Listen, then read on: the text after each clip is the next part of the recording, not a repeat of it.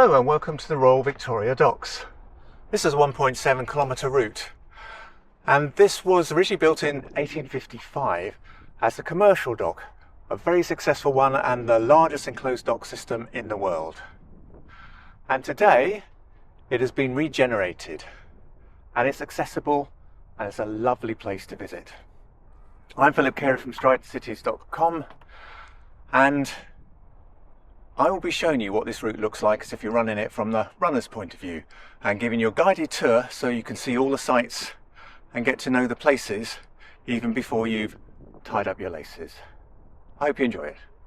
This is the first route that forms the Across London Visual Marathon, and the first in the East London collection that explores the historical dock locations that stretch towards the City of London. We start outside Custom House and head towards the XL, then across the Footbridge and then travel along the south part of the Royal Docks, past the water sport area, City Hall and the cable car before finishing off at the Royal Victoria Docks DLR Station.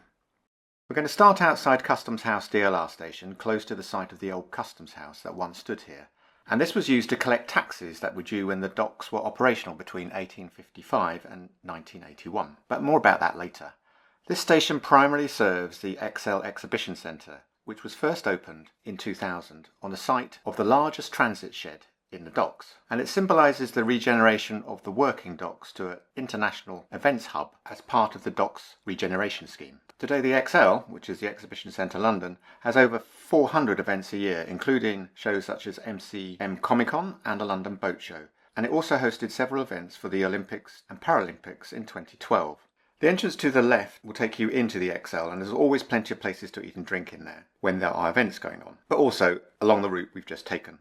We're going to turn right down the steps and head towards the docks. And in front of us you can see a number of hotels and places to eat. On our left is the Dockers statue, created by Les Johnson and erected in 2009. And it depicts 3 real-life dockers at work, and is dedicated to all dockers from the 1800s. And being a docker was a hard and dangerous job, with no secure income, as most were casual labourers and had to go down to the docks each day to see if they were chosen to work. And it was a process called call-ons and lasted until 1967. The only large boat on the dock today is the Sunborn London 4-star super yacht hotel, which is permanently moored here, but it does offer a luxurious alternative to a traditional hotel. It has rooms and suites, but also great views of Canary Wharf in the distance, and guests can enjoy food at their restaurants or the Sundown bar while experiencing the calm atmosphere of being on the water without getting seasick. We're going to head towards the bridge. And in front of us is the XL, and you can go around the front of this and you get some impressive views of the docks. There are restaurants and new immersive experiences. We're going to head up the Royal Victoria Dock Footbridge, which is 50 metres high and 120 metres long, to accommodate boat traffic, as well as providing fantastic panoramic views of Docklands. And it opened in 1998. But there is a new bridge planned as part of the £5 billion dock regeneration scheme, which will be at low level and be step-free, sustainable and accessible, unlike this bridge where the lifts never seem to be working. And this development project will transform the 60-acre derelict site, which you can see across the water when we get to the top, with homes, offices and a new cultural hub. But you may have to wait until the mid-2030s to see it completed. And as you can see, you get some fantastic views as you enter onto the top of the bridge. And it gives you a great sense of scale of these docks. Over to the right we can see Canary Wharf in the distance, which is about 4 kilometres. And beyond that is the City of London a further 5 kilometres away, which gives you an idea of how big the London docks were in their heyday. Ahead of us, if we continue along here, we'll take you down to the Thames Barrier. And on the left hand side we have the Silvertown development area. We have London City Airport in the distance, which is at the side of the Royal Albert Dock. And then we can see this length of the XL, which is 900 metres long. And the combined length of the Royal Dock is over 4 kilometres, which is equivalent to walking from Oxford Street all the way down to the Bank of England in the City of London. One of the most striking buildings is the Millennium Mill just on the left, which is one of the most iconic and haunting structures in East London, and a monument to the industrial ambitions and a symbol of the dock's subsequent decline. It was one of the largest flour mills in Europe, processing enormous quantities of grain up until 1981, and it's been used in many films, including Spider-Man, Batman and The Man from U.N.C.L.E.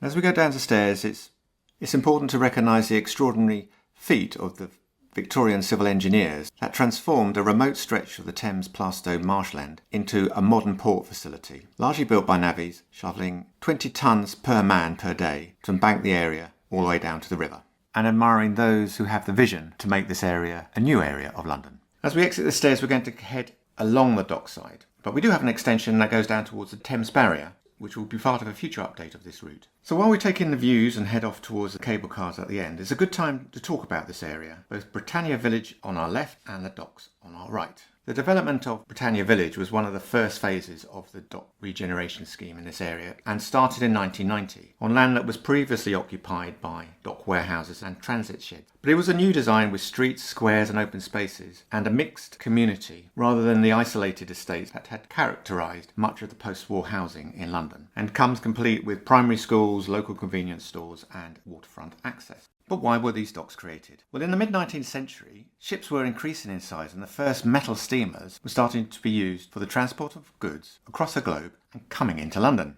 But the existing docks further downstream were too small to handle the new ships, and London wanted to maintain its position as a major port in the world.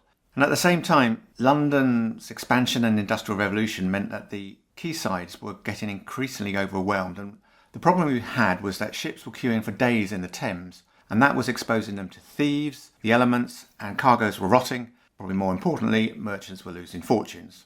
So a new dock style was created, and the Royal Docks was a solution to this problem, and it became the most advanced port facility in the world at its time when it was constructed in 1855. And it equipped itself with modern hydraulic machinery, vast warehouses, and it was the first dock in the world to be fully served by a dedicated rail service when it opened in 1855. And it's completely surrounded by a high wall for security with a single lock at the bottom, which is where we're heading. And thousands of vessels passed into this docks, ranging from ocean-going cargo liners, passenger ships, to smaller coastal traders and river barges. And in terms of products, London at the time was mainly a consumer of raw materials and then send them back out as manufacturing goods. And the way the docks used to work was that stevedores would move the goods off the ships, helped by the new hydraulic cranes that you can see along the quayside, and into the transit sheds, which was where Britannia Village was, and then on to the railway lines, which were on both sides of the dock, and vice versa for the export side. As we get towards this corner and turn to the right, we're going to be heading into what was called the tidal basin, and the lock gates used to be at the end of this on the left. And these gates were really efficient. They could open in 1.5 minutes compared to the normal time of 10 to 20 minutes in other London docks. And because of the hydraulic power system within inside the docks, the hydraulic capstans meant that a single man could do the work of 40 men hauling the ships to their docking positions. But how things have changed, because today those locks are no longer there, having been replaced in this area with water sports and beach activities. And it is also an idyllic spot with plenty of opportunities nearby to relax and take in the views.